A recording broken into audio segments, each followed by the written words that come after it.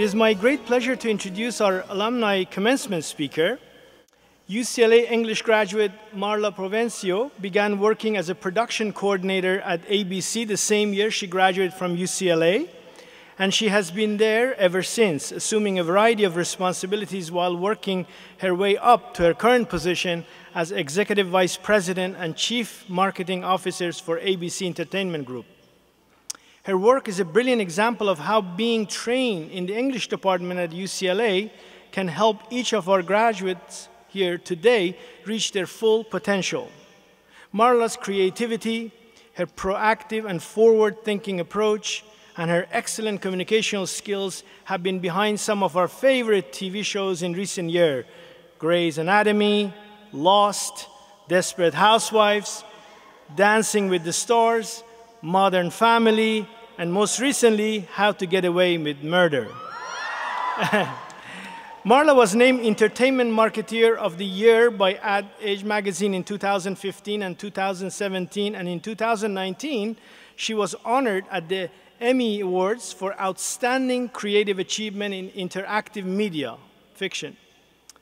4 times, Marla has been recognized as one of the most powerful and influential Latinos in entertainment, and last year, she made the Hollywood Reporter's list of Power 100 women in entertainment and top 25 Latinos in entertainment. Marla happily acknowledges the role that the mentorship of others have played in her success, and she actively contributes to the success of others through ABC's mentoring program. Earlier this year, she shared in the Diversity Journal that the best career advancement advice she ever received was this: move out of your comfort zone and seek opportunities that will change you. It is my great honor to welcome our distinguished alumni speaker to our stage today, Marla Provencio.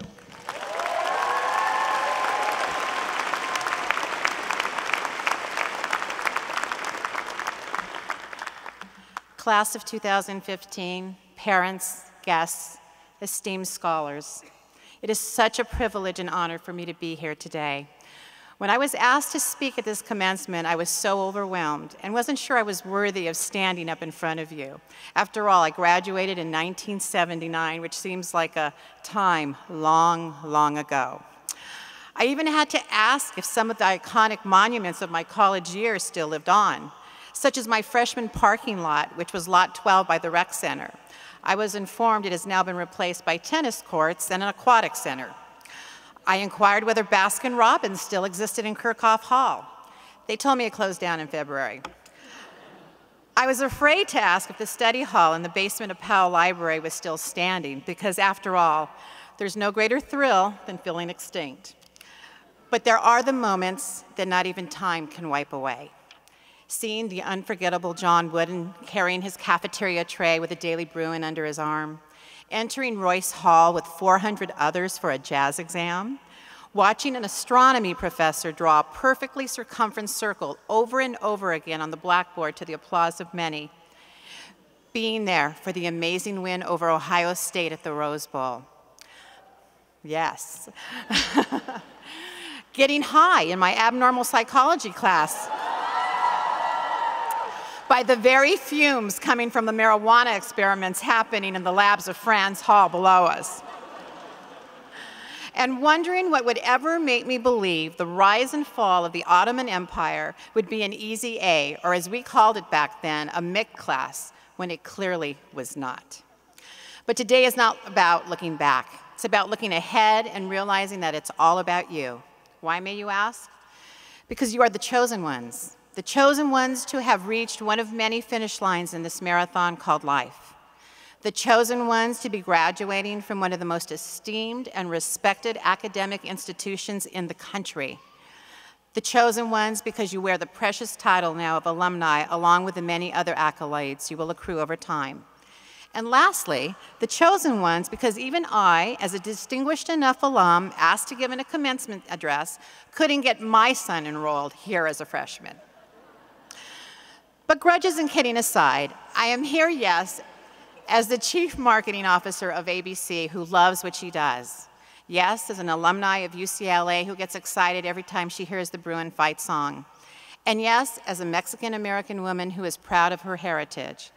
But even more importantly, I'm here as a friend and as a mother of one who would like to share with you what I would tell my best friend or my son if they were graduating on this very special day.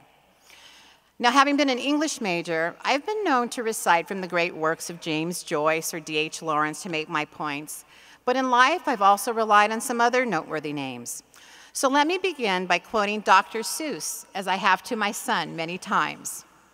Why fit in when you were meant to stand out? And what I mean by that is, when you enter the workforce or you go down any path you choose, do not change who you are for anyone. You don't have to be like the rest, think like the rest, or especially act like the rest because you feel you have to be like others. Having worked at ABC for now over 32 years, I started my career there by acquiring the source material for the producers who were creating the promos or trailers for the ABC shows. I wanted so desperately to create these promos and had an editor stay with me one night to help me do just that. Well, they must have liked what I produced because the next thing I knew, they gave me the chance to produce the promos for the daytime drama All My Children, while still doing the job that I was hired to do, of course. Then I was given Saturday morning cartoons to promote, then the Oscars, and the shows kept on coming. I said yes to anything they asked me to work on because I wanted to prove to myself and others I could accomplish it. Doing what everyone else did, or certainly just what was expected, was not an option for me. Since I achieved so much more, because I wanted so much more, I became noticed. I stood out, and I kept moving forward. No backstabbing, no indiscretions, no compromising of others. Just honest to goodness hard work. You must never be afraid to let others know who you are and what you want. Fall on your sword for what matters most to you. Knock doors down if you need to, but do it because it's who you are.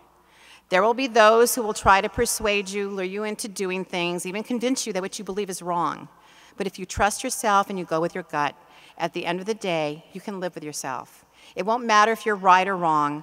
What matters is that you are true to who you are, what you believe in, what you stand for, and by doing that, you will definitely stand out. To quote from another gem, in the movie The Way We Were, yes, an oldie but a goodie, and if you've never heard of it, ask your parents about it or watch it on Netflix. Robert Redford's character is trying to break up with Barbra Streisand's character, and he says, "Katie, you expect so much." And she responds, "Ah, but look what I've got." Take a good look at yourself and never underestimate what you are capable of doing. In marketing, when new shows are launched, we take producer meetings, which means I've had to sit across from J.J. Abrams, Steven Spielberg, Shonda Rhimes, and John Ridley. It's thrilling, it's daunting, it's terrifying, overwhelming, and you wonder, oh my God, what if I look stupid or I say something they don't like? To face that fear and walk in, taking that leap, there's no greater gratification when you get to the other side and hear them say, "I love how you're marketing my show. Keep doing what you're doing." Or, "I also like that piece of key art that you like." Or, "I hope my show lives up to your great marketing campaign." Now, I have to admit, not every meeting is going to be a home run. But rest assured, not every meeting is going to be a failure either. Look at them all as learning experiences. Failure is the opportunity to learn and grow. Success is the adrenaline needed to raise your own bar. Just know that there is a reason you're in the job, in the meeting, in the job interview. It's because you did something absolutely right to get yourself there, and you have the ability to do it right over and over again. Maya Angelou once said, "Do the best you can until you know better. Then when you know better, do better." You have been given the best tools to set the world on fire.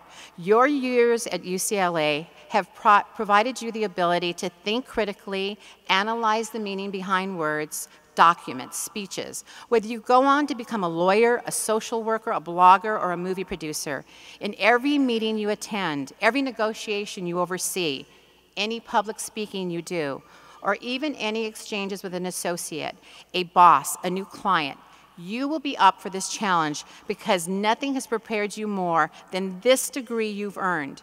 You will be able to communicate, debate, decipher, critique, Strategize. If you can tear apart the sonnets of William Shakespeare to admire their true meaning, if you can discuss the significance of Milton's Paradise Lost, just know you can argue for more incremental dollars for a marketing campaign. You can express your opinions on a panel regarding social media. You can strategize an argument to get your client what he needs or wants, because you have been taught the skills needed, as Olivia Pope would say from Scandal, to get the job done. But it doesn't stop there. Higher learning can now also be defined as the environment you now work in, or as I like to call it, on-the-job training. Everything around you now is a learning opportunity. Say thank you to technology, because it has leveled the playing field as we all uncover new worlds and a greater connection to them. It has created new roles and responsibilities that didn't even exist 1 year ago or 2 years ago. It will continue to drive the emerging workforce that is being affected by the insatiable wants and needs of the consumer, patient, client, actually any person committed to keeping up with the times. Needless to say, we are all on this path of discovery. Embrace it, ride the wave, and make it work for you. The Dalai Lama once said, "Don't let the behavior of others destroy your inner peace." Marketing folks have a much more eloquent way of saying it, and that is, #don't let the bastards get you down. Living in this creative world such as I do, rejection is no stranger. I face it every day. It is a well-known fact in the entertainment community that if the movie or a television show is a hit, it's the content. If the movie or television show fails, it's the marketing. Never take things so personally, though, that it clouds your judgment, questions your judgment, or even worse, questions yourself. You must have the fire and the drive of a person who is ready to take on a world filled with challenges. Do it with passion or not at all, because it will be the motivation that gets you up in the morning and that sense of accomplishment you will feel at the end of the day. Just remember that whether others believe in your convictions or not doesn't really matter, because you can promote, demote, or terminate any one of those people. You are the CEO of your life. And speaking of life, don't get so busy making a living that you forget to make a life. As I've often told my son, work hard, play hard. Don't stand around texting or tweeting while life passes you by. Seize the moment and define it by living in the now. Don't get caught up in the future looking at what you want to attain, rather than appreciating what you've accomplished that given day. The world around you is your new campus now. Anything and everything can inspire you, so allow your surroundings to expand your mind, heighten your senses, and trigger the joy. Now, with all you having read the greatest literary works in history, you all know the power of great storytelling. It's now time for you to create your own story. You are the storytellers of your own life. Script it in a way that will give you few regrets. Tell it so colorfully that it will have people listening.